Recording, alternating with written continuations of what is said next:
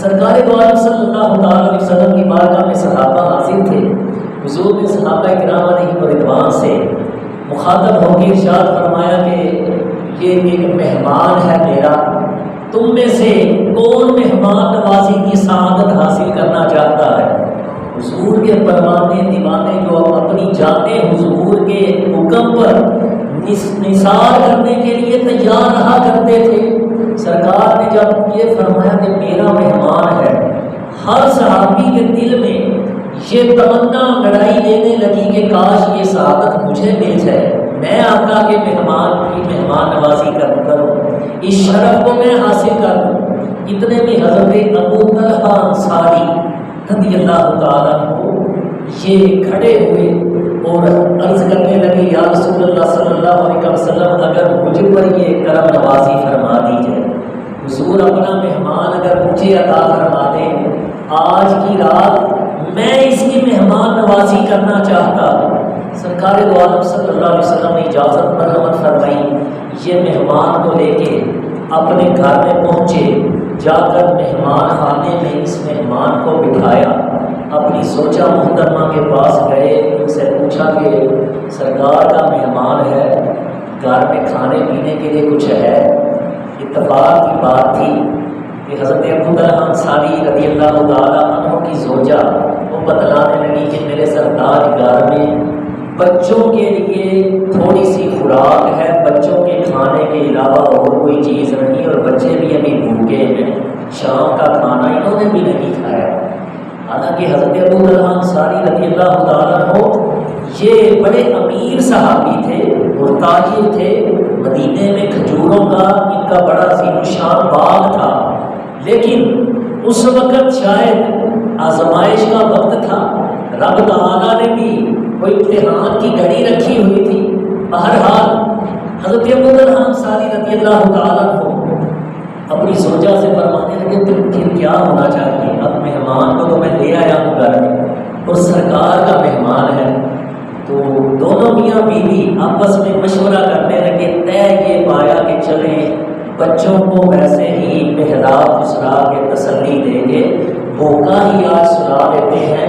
سرکار کا مہمان ہے، جو کھانا ہے اسے پیش کرتے ہیں، اس کی مہمان نوازی میں کمی نہیں آنی چاہیے، حضور کا مہمان ہے۔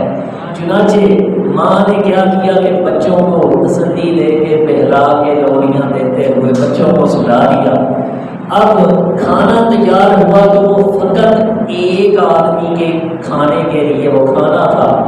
اس وقت دستور یہ تھا کہ جو مہمان آتا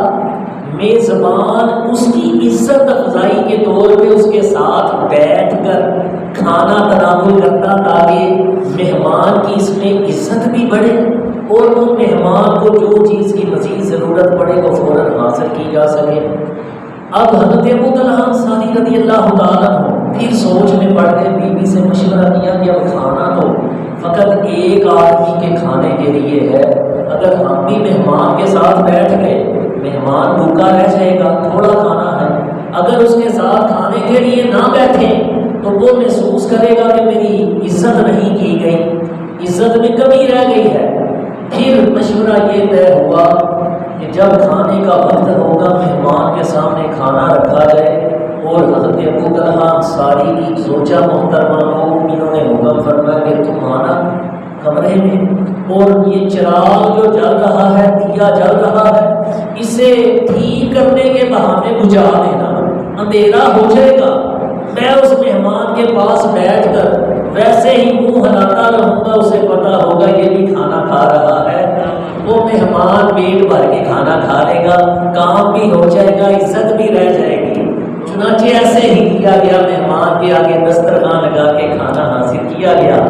ادھر حضرت ابو طلحہ انصاری کی زوجہ محترمہ آئی، چراغ بجھا دیا، حضرت ابو طلحہ انصاری رضی اللہ تعالیٰ عنہ آپ بھی اس مہمان کے سامنے کھانے کی ایکٹنگ کرنے لگے کہ جیسے آپ بھی کھانا تناول فرما رہے ہیں۔ کبھی کبھی اس مہمان کو نوالا اٹھانے لگتا، ساگر لگانے لگتا تو اس کے ہاتھ کے ساتھ ہاتھ ٹکرا دیتے، اسے پتہ چلے کہ یہ بھی کھا رہے ہیں، یہ بھی روٹی کھا رہے ہیں، اور منہ جو چلاتے رہے، مہمان کو یہی محسوس ہوا یہ بھی کھا رہے ہیں، اور یہ خود میاں بیوی یہ بھی بھوکے کیوں ہی سو گئے، سرکار کے مہمان